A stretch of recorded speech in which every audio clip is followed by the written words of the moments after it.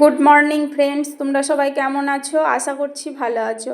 আমিও ভালো আছি। আরডি পরিবারের সকলকে স্বাগত জানিয়ে আবারও হাজির হয়ে গেছি একটা নতুন ভিডিও নিয়ে।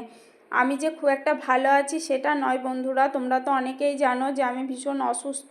আর এই ভিডিওটা বেশ কিছুদিন আগেই শ্যুট করে রেখেছিলাম, যখন আমার শরীরটা একদমই খারাপ ছিল তখন শ্যুট করা এই ভিডিওটা। তোমাদের দাদাভাই শ্যুট করেছিল, আমি নয়। তো এডিটিং করতে পারছিলাম না, তাই আজকে ভাবলাম যে এই ভিডিওটা যখন করা রয়েছে তখন এই ভিডিওটাই বন্ধুদের সঙ্গে শেয়ার করে দিই। তো দেখো, এখন আমি রয়েছি ছাদে। সকালবেলায় কিছু ফুল তুলে নেওয়ার জন্য ছাদে এসেছি।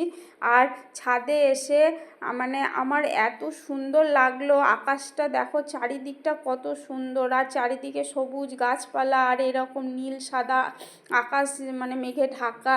প্রচণ্ড সুন্দর লাগলো আমার দেখতে, তার জন্য আমি একটু তোমাদের সঙ্গেও শেয়ার করলাম।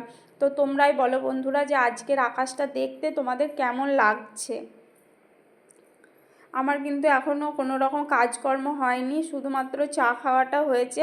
চা খেয়ে তোমাদের দাদাভাই চলে গেছে ডিউটি, আর তখন আমি এসেছি ছাদে ফুল তোলার জন্যে। তো এখন নিচে গিয়ে সমস্ত কাজকর্ম কমপ্লিট করতে হবে। যতই শরীর খারাপ থাক বন্ধুরা, বাড়ির কাজকর্ম রান্না বান্না এগুলো তো করতেই হবে। মেয়েদের জীবনে, সংসার জীবন থেকে ছুটি বলে তো কিছু হয় না, তাই না বলো?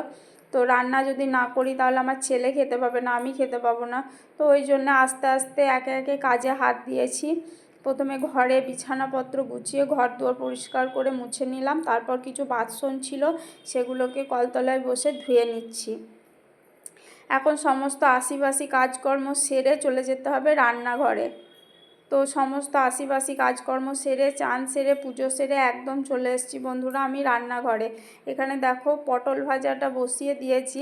আজকে সমস্ত রান্নাগুলো নিরামিষ হবে এবং তরি তরকারিগুলো আগে করে নেব, কারণ আজ আমার মা আসবে। ওই যে তোমাদেরকে বললাম যে আমি ডাক্তার দেখাতে যাব, তো আমার ডাক্তারের নাম রয়েছে আর সন্ধে 8:15-তে।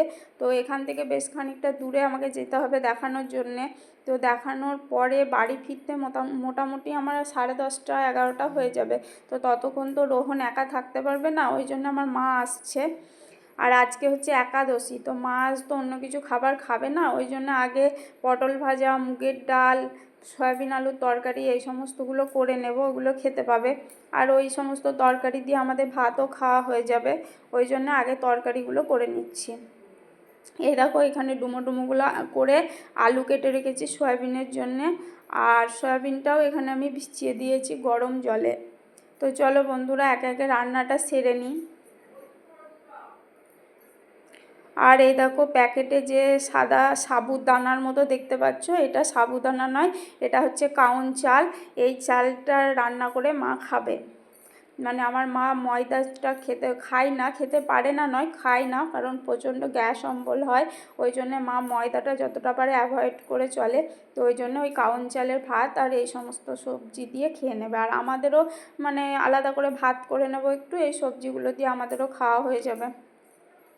তো পটল ভাজাটা আমার হয়ে গেছে, এখন আমি সয়াবিনের তরকারি করার জন্য সয়াবিনটা ভালো করে ভেজে নিচ্ছি।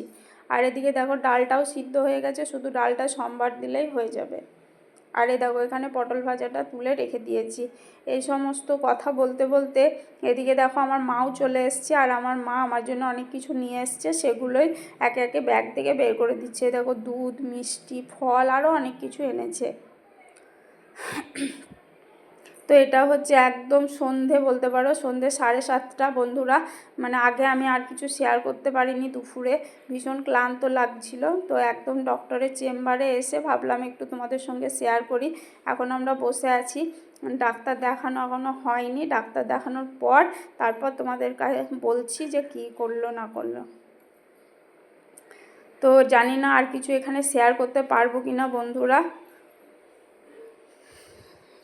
আমার ডাক্তার দেখানো কমপ্লিট হয়ে গেছে, কিছু টেস্ট দিয়েছে সেগুলোই নির্ণয়ই করে নেব বন্ধুরা। তো চলো আজকের মতো ভিডিওটা এখানেই শেষ করছি। সবাই ভালো থেকো, সুস্থ থেকো, দেখা হবে পরবর্তী ব্লগে।